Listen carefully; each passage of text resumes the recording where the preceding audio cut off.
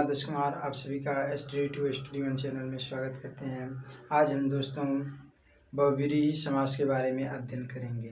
कल हमने कर्मधारय समास के बारे में अध्ययन किया था। आज हम बहुब्रीहि समास के बारे में संपूर्ण अध्ययन करेंगे। तो आइए देखते हैं बहुब्रीहि समास किसे कहते हैं।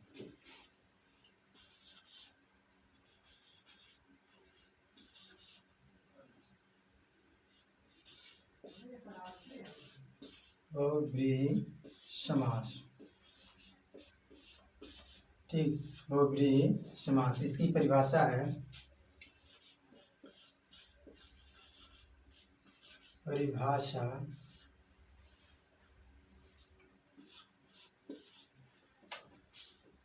अनेकम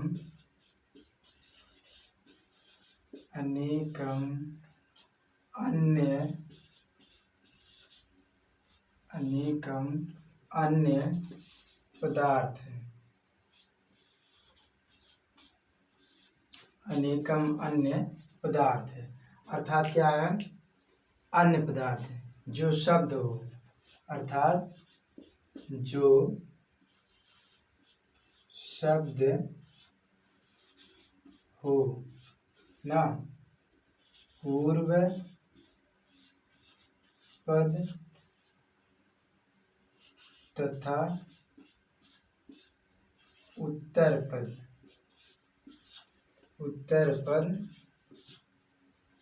अप्रधान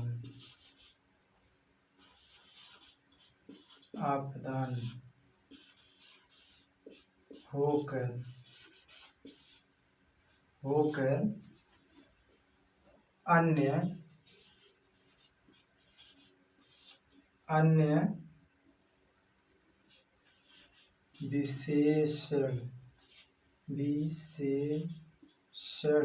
विशेषण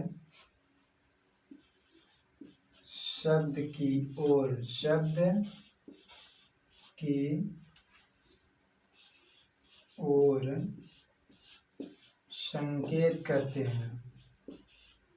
संकेत करते हैं। वहाँ क्या होगा? वहाँ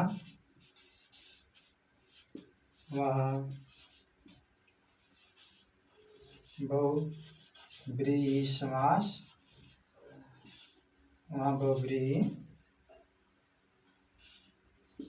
समास होगा।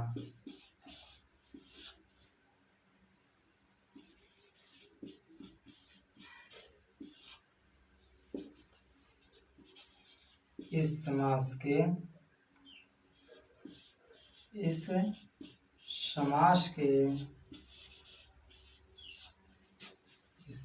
के चार भेद होते हैं।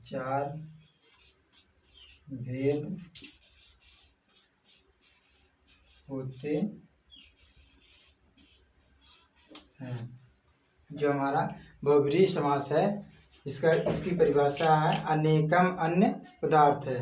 अर्थात जो शब्द हो, यानी कि पूर्व पद तथा उत्तर पद अप्रधान होकर किसी अन्य शब्द की ओर क्या करें? विशेषण शब्द की ओर संकेत करें, तो वहाँ क्या होगा? बहुब्रीहि समास होगा। जैसे लंबोदर, क्या है? लंबम धन उदरम यश शाह, क्या है? लंबा उदर किसका है? गणेश का है ना। तो यहाँ क्या होगा? अन्य विशेषण शब्द की ओर हो क्या कर रहा है? संकेत कर रहा है। लंबा उदर किसका है? गणेश का है। तो यहाँ क्या होगा? बहुब्रीहि समास होगा। इस समास के चार भेद होते हैं। नंबर 1, पहला है समान अधिकरणे। समान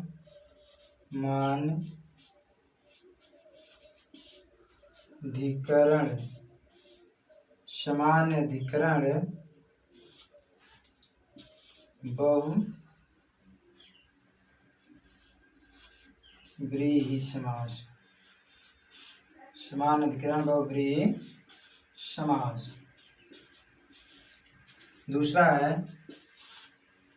दूसरा हमारा बनेगा व्याधिकरणे बहुब्रीहि समास। व्याधिकरण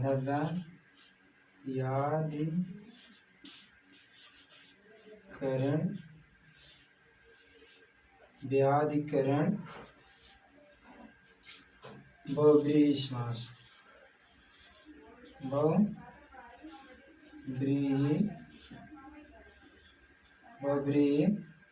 समास।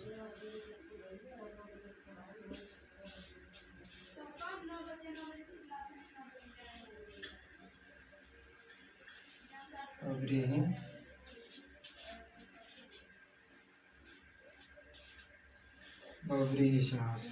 ठीक, तो कितना है पहले समान अधिकरण बहुव्रीहि समास। समान अधिकरण का मतलब क्या है? प्रथम पद जिस विभक्ति का होगा द्वितीय पद उसी विभक्ति का होना चाहिए ना। जो हमारा प्रथम पद हो जिस विभक्ति का रहेगा द्वितीय पद उसी विभक्ति का होना चाहिए। उसमें तब क्या होगा?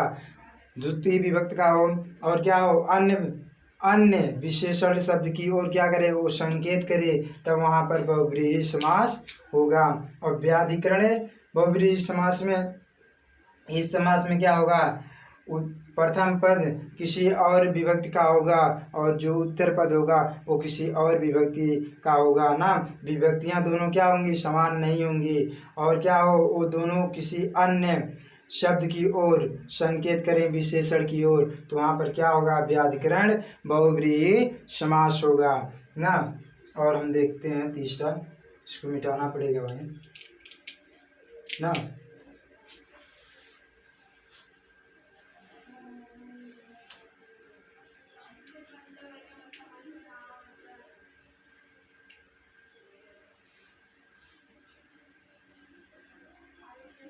अगला है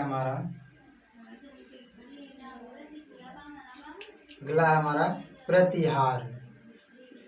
तीसरा है प्रतिहार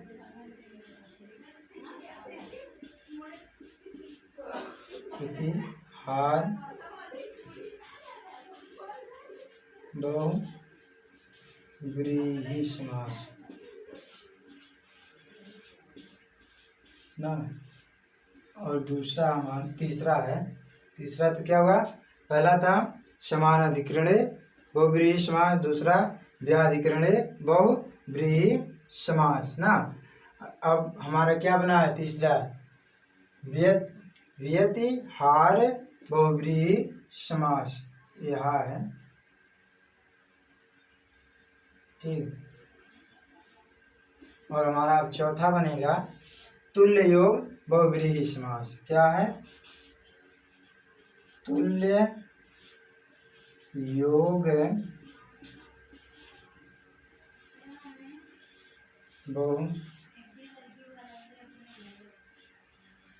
बहुव्रीहि समास ना। तो इस समास में क्या होता है?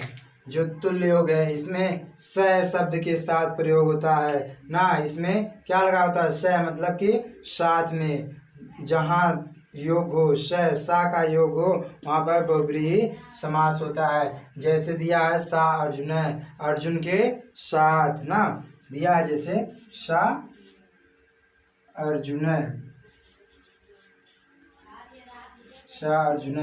तो हो जाएगा अर्जुनस्य स,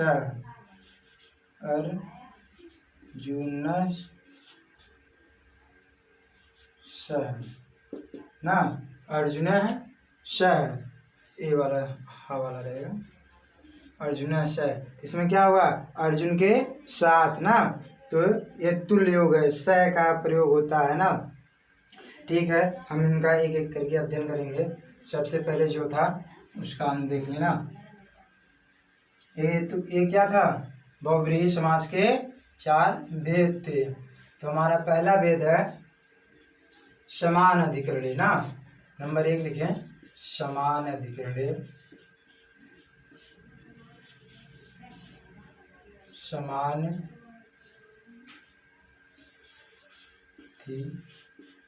अधिकरण बहुव्रीहि ना।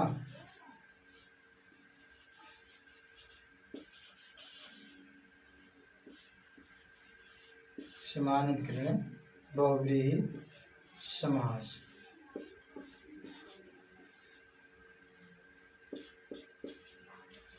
इसकी परिभाषा है दोनों पदों में विभक्तियां क्या हो, समान हो ना। दोनों पदों में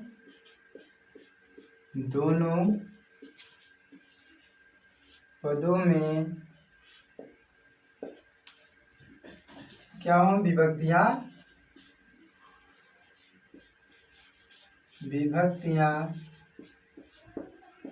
समान हो ना, समान हो। समान अधिकरणे बहुब्रीहि समास में क्या है, दोनों विभक्तियां समान हो ना, वहाँ क्या होगा, समान अधिकरणे बहुब्रीहि समास होगा। उदाहरण हम देख लें, पहले क्या लिखेंगे, समस्त पद ना, समस्त पद, और दूसरा समास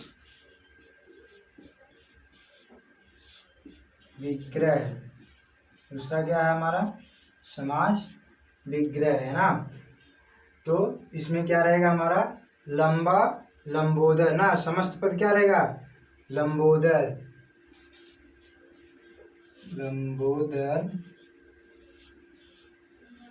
लंबोदरम ना, लंबम उदरम यस्य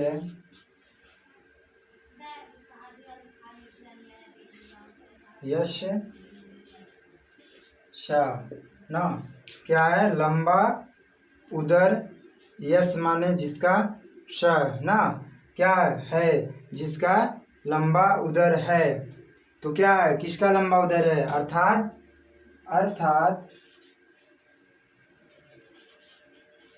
अर्थात क्या होगा, गणेश, गणेश ना। लंबा उदर, पेट किसका बड़ा होता है, गणेश का होता है। इसी तरह और क्या रहेगा हमारा, पीतांबर ना,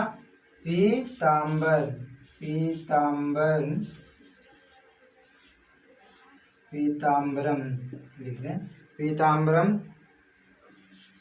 पीतम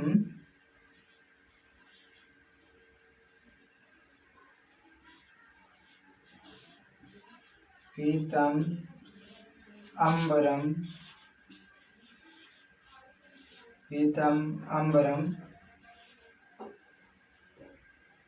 यश,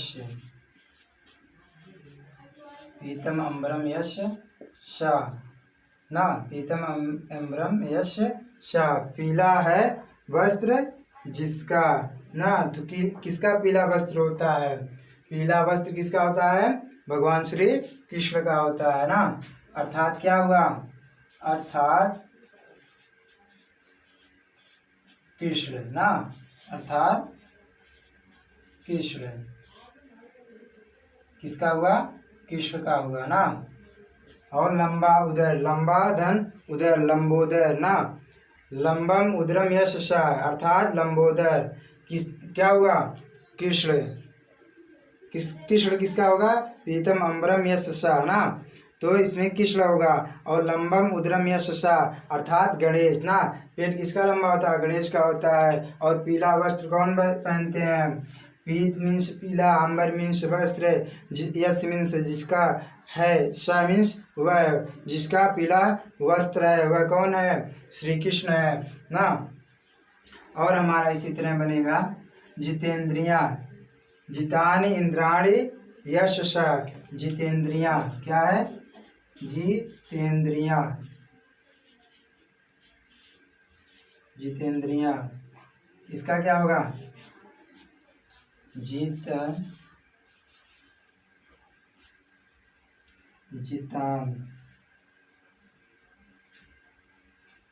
जितानि इंद्रियाणि यश स, जितानि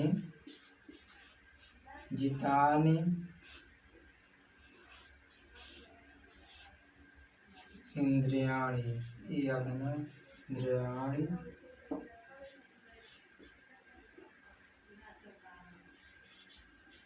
इंद्रियाणि यश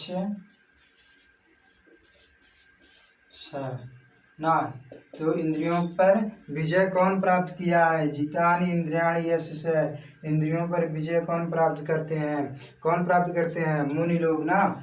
मुनि क्या करते हैं? अपने तपोबल के आधार पर इंद्रियों पर वश प्राप्त कर लेते हैं ना।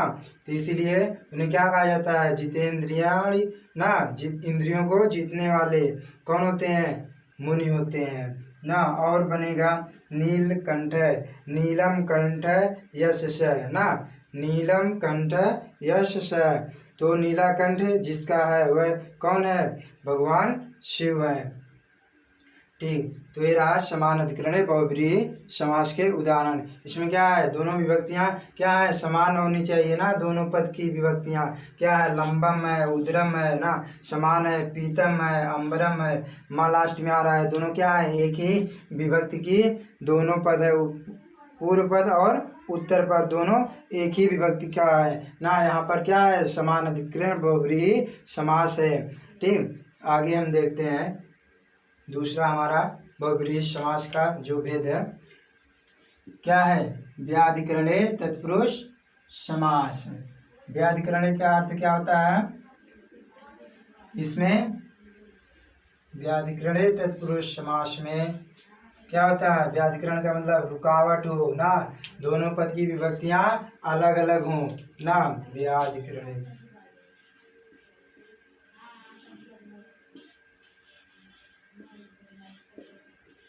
व्याधिकरण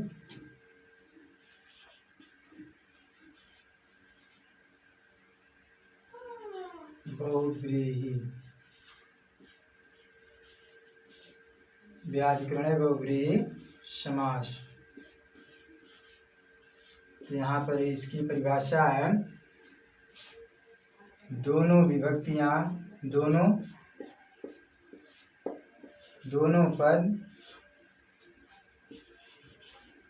की विभक्तियां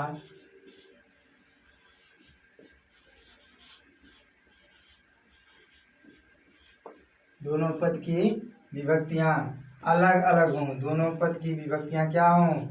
अलग अलग हों। वहाँ पर क्या होगा?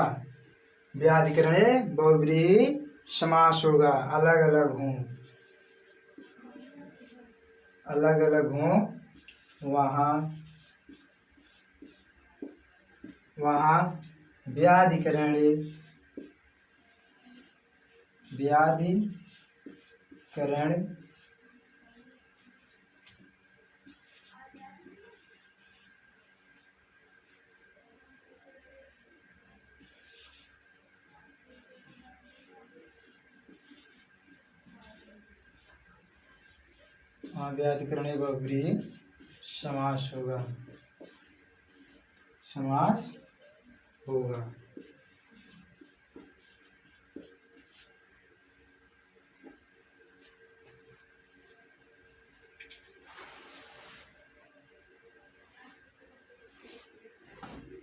वहाँ व्याधिकरणे बहुब्रीहि समास होगा। इसका उदाहरण है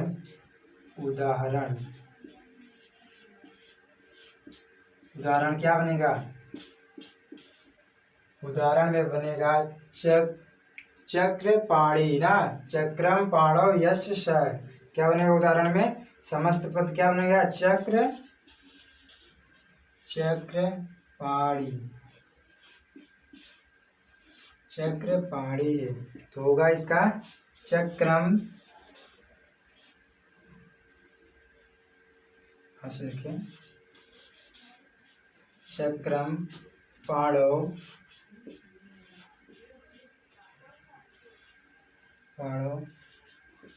यस्य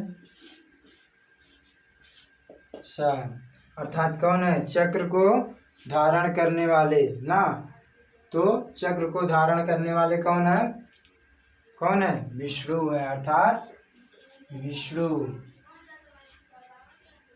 चक्र को धारण करने वाले कौन है? विष्णु है ना। इसमें क्या है? चक्रम एक अलग विभक्ति है और पाणौ ना क्या है? ये दूसरी विभक्ति है ना। दोनों क्या है? इसमें अलग अलग विभक्तियां हैं। दोनों पूर्व पद और उत्तर पद की विभक्तियां क्या हों? अलग अलग हों। वहाँ पर क्या होगा? व्याधिकरणे बहुव्रीहि समास होगा। जैसे दिया है चक्र पाणी, चक्रम पाणौ यश स, चक्रम पाणौ क्या है, चक्रम ये अलग विभक्ति का है, पाणौ अलग विभक्ति का है ना। यश स चक्र है जिसके हाथ में, कौन है वो, विष्णु है ना। तो अगला हमारा उदाहरण बनेगा चंद्रशेखर ना। अगला उदाहरण है चंद्र शेखर ना। तो चंद्रम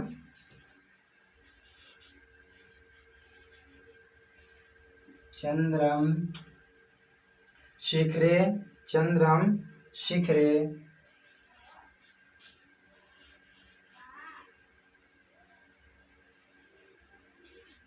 चंद्रम शिखरे यश स है ना। चंद्र है जिसके शिखर पर, चंद्र किसके शिखर पर है, चंद्र भगवान शिव के शिखर पर है ना। तो क्या होता है उन, इससे क्या कहेंगे, चंद्रशेखर है, चंद्रशेखर, चंद्रम शेखरम यश स, चंद्र है जिसके शिखर पर, वो अर्थात कौन है, शिव है, अर्थात शिव है ना, अर्थात कौन है, शिव है ना। शिव के ऊपर ही शिखर है, शिखर मतलब क्या है, मस्तक के बगल में चंद्र है ना। तो सर के पास कौन है, चंद्रमा है, इसीलिए। और ये किसके पास है, चंद्रमा शिव के पास है सर के। तो क्या कहें, तो चंद्रशेखर यहाँ पर हुआ चंद्रशेखर यश सा, इसमें चंद्रम है, शेखरम अलग विभक्ति का, चंद्रम अलग विभक्ति का है, यश सा मन जिसके है वह कौन है, शिव है ना। अन्य उदाहरण है हमारे, जैसे दिया है बीड़ा पाणी ना। पाणी मतलब क्या होता है, हाथ होता है, हस्त होता है ना। बीड़ा पाणी, बीड़ा पाणी, बीड़ा पाणी ना। तो बीड़ा पाणी में क्या होगा मालूम है, बीड़ा पाणी, बीड़ा पाणौ यश सा, बीड़ा पाणी में क्या बनेगा, आप लोग नोट कर लीजिए, हट जाते हैं इसलिए ना। तो बीड़ा पाणी यश सा, इसमें होगा बीड़ा, बीड़म पाणौ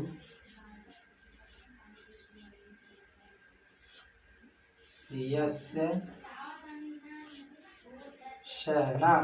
तो बीड़ा किसके हाथ में है, बीड़ा आप लोग हमेशा देखते होंगे किसके हाथ में रहता है, बीड़ा है सरस्वती के हाथ में ना। बीड़ा किसके हाथ में है, सरस्वती,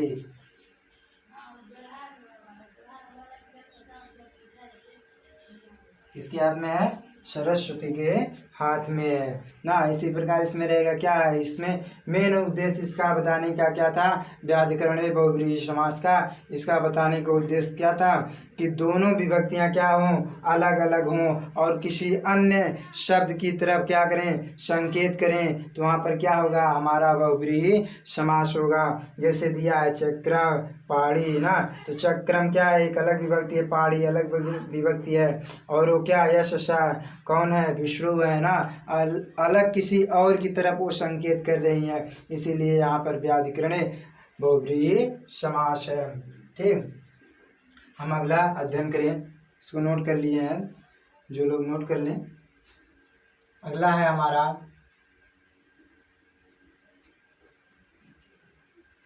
व्यतिहार बहुव्रीहि समास।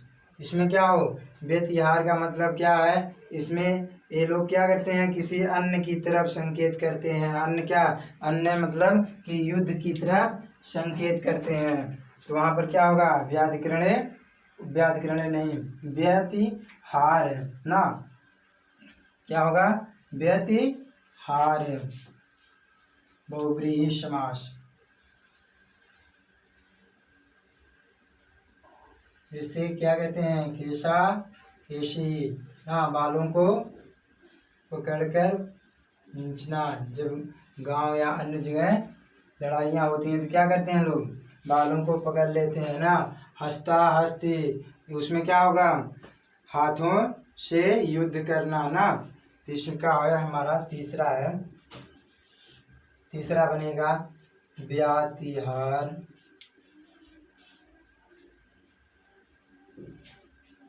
व्यातिहार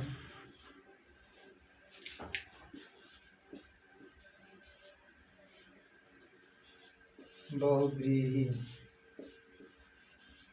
व्यातिहार बहुव्रीहि समास, समास है ना। इसमें क्या हो, दोनों पद, प्रथम पद और उत्तर पद, दोनों पद, दोनों पदों में युद्ध,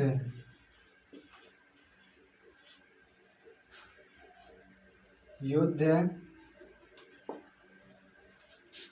कामा लड़ाई झगड़ा ना, झगड़ा आदि, इस प्रकार के आदि कर्मों का क्या हो, आदि कर्म का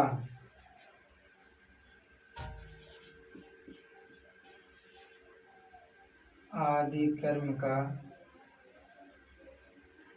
बोध हो ना, क्या हो, बोध हो, वहाँ पर होगा, वहाँ पर व्यातिहार, व्यातिहार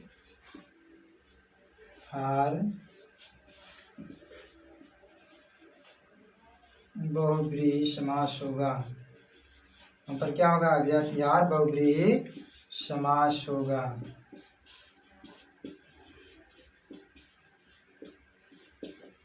जैसे उदाहरण में दिया है, उदाहरण, उदाहरण है हमारा केशा केसी ना, केशा केसी, केशेषु केशेषु गृहीत्वा ना, क्या करें, केशों से लड़ाई करें, इदम युद्धम ना,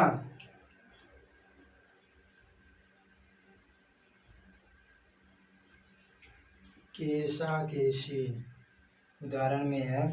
पहले लिखेंगे समस्त पद,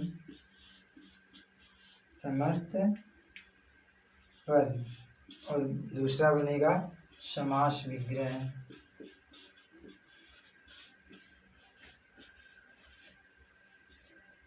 ना। समास समस्त पद में है केशा केशी, क्या है, केशा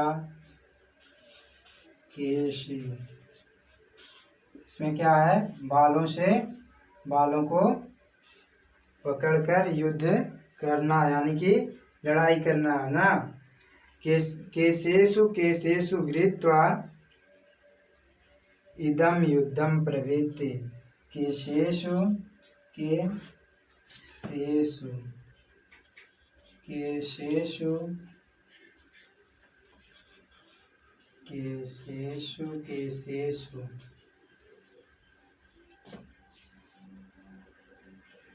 इदम इदम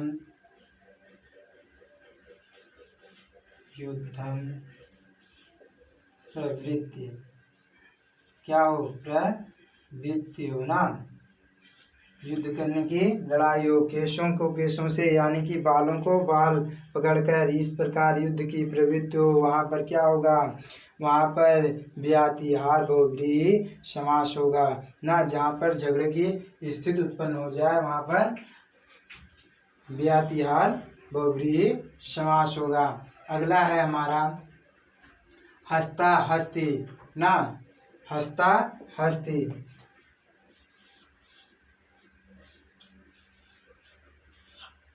हस्ता हस्ता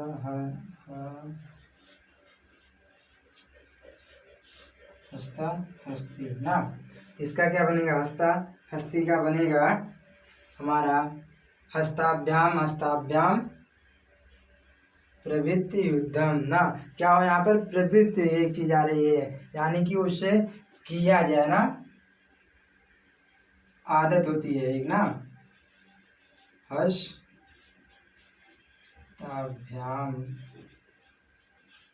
हस्ताभ्याम, हस्ताभ्याम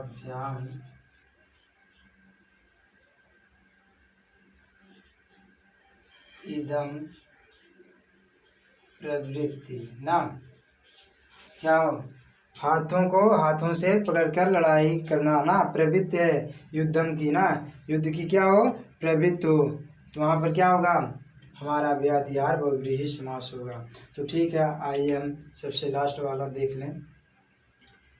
ठीक,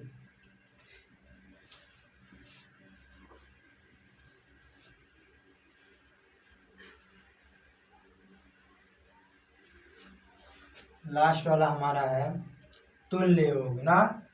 तुल्य योग का मतलब क्या है, हमारा तुलना की जाए, दोनों की क्या की जाए, प्रथम पद और उत्तर पद की तुलना की जाए। वहाँ पर कौन सा समास होगा, तुल्य योग बहुव्रीहि समास होगा ना। चौथा है हमारा तुल्य योग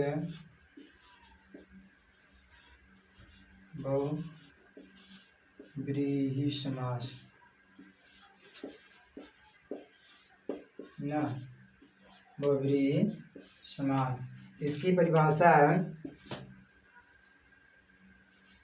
इस पद में सह का प्रयोग क्या हो, प्रयोग हो ना, सह का प्रयोग हो।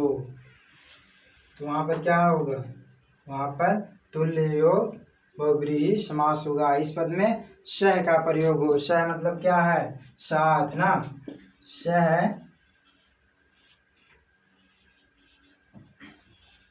अर्थात सह अर्थात साथ ना, सह अर्थात साथ। जिस समास में सह शब्द का प्रयोग हो और क्या हो, वो अन्य किसी की तरफ संकेत कर रहा हो, तो वहाँ पर क्या होगा, बहुव्रीहि समास होगा। जैसे दिया अर्जुनः सह, अर्जुनेन सह ना, समस्त पद क्या है, अर्जुन सा अर्जुनः, सा अर्जुनः, समस्त पद हमारा है सा अर्जुनः ना। इसमें क्या बनेगा, रुक जाओ भाई, सा अर्जुनः, सा अर्जुनः, तो क्या है, अर्जुनेन सा, समास विग्रह क्या होगा, अर्जुनेन, नेन, अर्जुनेन सह, अर्जुन के साथ। तो अर्जुन के साथ कौन था, कृष्ण थे, अर्थात कौन हुआ, अर्जुन के साथ कृष्ण ना, अर्जुन के साथ कौन थे, अर्जुन के साथ कृष्ण थे ना। तो कौन हुआ, इसमें क्या हुआ, किसी अन्य की तरफ संकेत कर रहा ना, अर्जुनेन सह, अर्जुन के साथ कौन थे, तो कृष्ण थे ना। अगला है सतीत, स शीत ना, स शीत, स शीत ना, स शीत में क्या होगा, शीतनेन,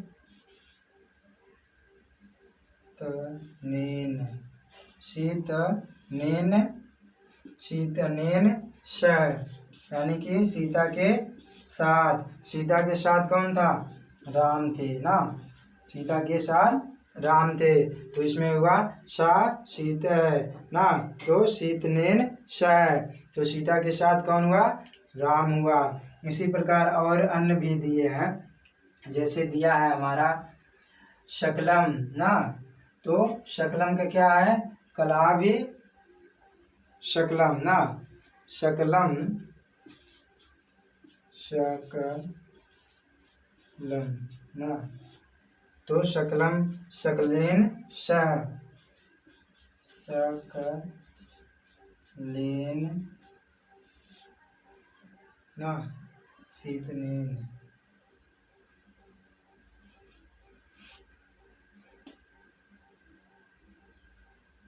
शकलेन श। इसमें शकल संपूर्ण के साथ कौन है, सबके साथ कौन है ना, इसमें कौन रहेगा, कला है ना, कलाओं के साथ कौन है, सा कलम ना, शकलेन कलेन श, कलेन श है ना। तो इसमें कलाओं के साथ कौन है, चंद्रमा है ना, शकलेन श में क्या है, चंद्रमा है, कौन है, चंद्रमा है ना। तो ये रहा हमारा बहुव्रीहि समास। ठीक, कल हम अन्य समास के बारे में अध्ययन करेंगे। ठीक, तो दोस्तों जो भी था आप लोग इसको अच्छे से देखिएगा। ये क्या है, ये बहुव्रीहि समास के संपूर्ण अध्ययन थे ना। तो बहुव्रीहि समास कितने प्रकार के होते हैं, 4 प्रकार के होते हैं ना। बहुव्रीहि समास में पहला क्या है, समान अधिकरणे बहुव्रीहि समास। इसमें क्या होता है, इसकी पहचान क्या है, दोनों पूर्व पद और उत्तर पद क्या हो, दोनों समान हो, वहाँ पर समान अधिकरणे बहुव्रीहि समास होगा। और व्याधिकरणे बहुव्रीहि समास है। इस समास में प्रथम पद और उत्तर पद की जो विभक्तियां होती हैं वो दोनों क्या होंगी, अलग होंगी। तो वहाँ पर व्याधिकरणे बहुव्रीहि समास होगा। हमारा तीसरा बनता है व्यातिहार बहुव्रीहि समास। व्यातिहार बहुव्रीहि समास का मतलब क्या है कि उनमें उसमें कि उसमें क्या हो, युद्ध की स्थिति हो, झगड़ा की स्थिति हो, लड़ाई की स्थिति हो ना, तो वहाँ पर क्या होगा, हमारा व्यातिहार बहुव्रीहि समास होगा हमारा। और चौथा है तुल्य योग ना, जो बहुव्रीहि समास का लास्ट है, क्या है, तुल्य योग, जहाँ पर तुलना की जाए, के साथ बताया जाए। तुल्य मतलब क्या है, तुलना की जाए। इस पद में क्या होगा, श का प्रयोग होगा, अर्थात साथ के प्रयोग होंगे ना। तो अर्जुन के साथ कौन था, कृष्ण था, इसलिए यहाँ पर क्या हुआ, अर्जुनेन श ना, यहाँ पर बहुव्रीहि समास हुआ। अन्य शब्द की तरफ क्या कर रहे हैं, ये संकेत कर रहे हैं ना। तो इसमें क्या होता है, बहुव्रीहि समास होता है। इसमें जो प्रथम पद और उत्तर पद होते हैं मुख्यतः किसी अन्य शब्द की तरफ संकेत करते हैं, वहाँ पर बहुव्रीहि समास होता है। यही रहा हमारे बहुव्रीहि समास का संपूर्ण अध्ययन। कल हम आएंगे आपको अव्ययी भाव समास के अध्ययन को बताएंगे। अव्ययी भाव कितने प्रकार के होते हैं, उसमें कौन कौन से किस प्रकार के अध्ययन किए जाते हैं। ये सब यही था जो, इसको आप लोग देख लीजिएगा अच्छे से। धन्यवाद।